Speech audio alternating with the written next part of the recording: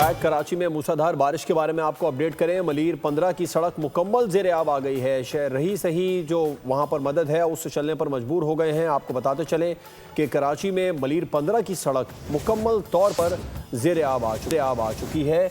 और ख़बर यह है कि मूसलाधार बारिश से मलीर 15 की सड़क मुकम्मल तौर पर ज़ेर आब आ गई। मनाजिर भी आप देख सकते हैं। मलीर 15 की सड़क के मनाजिर हैं जहाँ पर सड़क ज़ेर आब आ गई है। शहरी रस्सी की मदद से चलने पर मजबूर हो गए हैं यहाँ पर।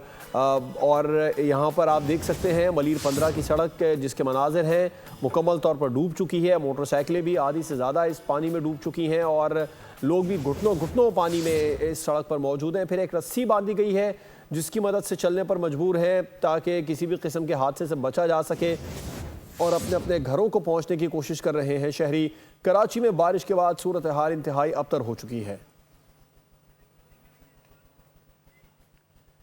मज़ीद किसी भी खबर की डिटेल के लिए विजिट कीजिए हमारी वेबसाइट bolnews.com और देखते रहिए बोल न्यूज़। सब्सक्राइब करें और बेल दबाएं ताकि कोई खबर रह न जाए।